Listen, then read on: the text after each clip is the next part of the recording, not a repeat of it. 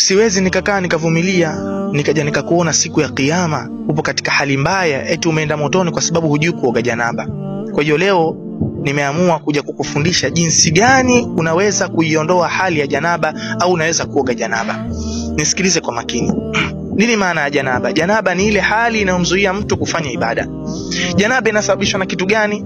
Janaba inasababishwa na hali mbili. Hali ya mwanzo ni mtu kutoka na manii. Manii hayo ima yatatoka mtu kwa sababu ya kuota au kwa kujitoa yeye mwenyewe manii. Tabani mtu huyu ana dhambi zake binafsi, kwa nini ajitoe manii kwa maksudi? Au hali ya pili ni tupu mbili kukutana, hata kama mtu hajatoka yale manii. Tupu mbili ya mwanaume na mwanamke zikikutana zikigusana tu, basi moja kwa moja hawa watu wana hali ya janaba, lazima wakaoge. Taban la haya fi din, hakuna kuona haya katika dini. Watu wawili hawezi kujifunza daima, mtu mwenye kuona haya na mwenye kibri. Kwa hiyo sikiliza makini, eka pembeni haya, eka pembeni kibri. Jinsi sasa ya kuiondoa hii hali ya janaba. Jambo la kwanza, mtu anatia nia katika moyo wake kwamba mimi naenda kuoga janaba, naenda kuitoa hii hali. Unaweza ukaoga mara 60, mara 70, mara 80 kwa sabuni, lakini uko unaoga kama ada yako tu asubuhi, bado hujaiondoa hii janaba. Lazima utie nia kwamba mimi naenda kuiondoa ile hali ya janaba. Moyoni tu inatosha, lakini ukisema itakuwa ni vizuri ili ikusaidie kuihudhurisha ile nia yako. Unaweza kusema nawaitu rafa alhadath alakbar, imetosha. Jambo la kwanza nia, na hili ndio jambo muhimu sana, nia.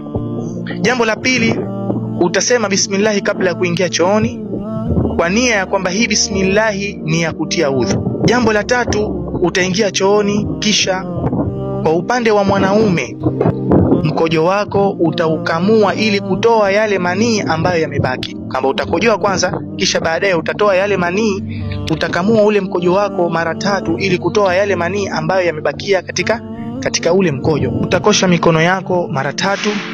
Jambo la 4, utakosha ile sehemu ambayo imeingia najis au manii, ikiwa katika paja, ikiwa katika tumbo, popote ambapo imeingia najis, hakikisha kwamba unaiondoa ile najis au yale manii. Utatia udhu. Maulama wapo ambao wamesema unaweza kuchelewesha kutia udhu au unaweza kutia udhu mapema. Maulama wengi wamesema bora utie udhu baadaye, ucheleweshe kutia udhu ili uwe na uhuru katika kujisafisha mwili wako, kwa sababu endapo utatia udhu mapema, basi utakuwa huna uhuru wa kujigusa sehemu yako ya siri na kujisafisha. Kwa hiyo katika hali kama hii maulama wengi wamesema bora ucheleweshe kutia udhu. Ikiwa utatia udhu kabla, utatia udhu kama udhu wako wa sala, isipokuwa miguu hutotia, utachelewesha kutia miguu udhu. Utatia udhu kama udhu wako wa sala, kisha utaanza kujimwagia maji pamoja na kujikosha.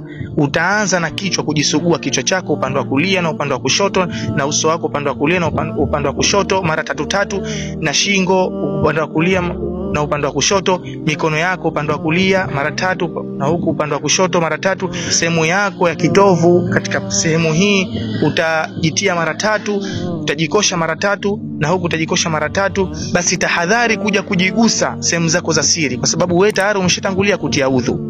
Usije ukajigusa sehemu zako za siri. Ukijigusa sehemu zako za siri katika kafa hii, moja kwa moja udhu wako umetenguka. Lazima uje utie tena udhu baadaye. Kwa hiyo utajikosha pia katika paja lako mara 3 na huku mara 3, na miguu mara 3 na huku mara 3. Baadaye ule ucheleweshaji wako wa kutia udhu katika miguu utamalizia kwa kutia udhu katika miguu. Ama ukichelewesha kutia udhu, utakuwa na uhuru katika kujikosha mwili wako. Utajikosha kama kawaida, lakini na pia utajikosha sehemu zako za siri hizi, upande wa kulia, upande wa kushoto mara 3, kila sehemu ya kwa siri. Uhakikishe kila sehemu imepata maji. Kila sehemu imepata maji. Baada ya kushajimwagia maji mwili wako wote kamili, ukahakikisha kwamba hakuna hata sehemu moja kavu, kila sehemu moja imepata maji. Sehemu za masikio humu, kila sehemu imepata maji. Kisha kama hukutia udhu, basi utatia udhu kwa kusema bismillah. La udhu liman lam yadhkur isma Allah alayhi. Mtume anasema hana udhu kwa yule ambaye hakutaja jina la Allah subhanahu wa ta'ala, na sigha ya kumtaja Allah subhanahu wa ta'ala ni kusema bismillah. Kwa utasema bismillah, kisha utatia udhu kama udhu wako wa sala, kisha baada ya hapo utakuwa umeshakamilisha kuoga janaba.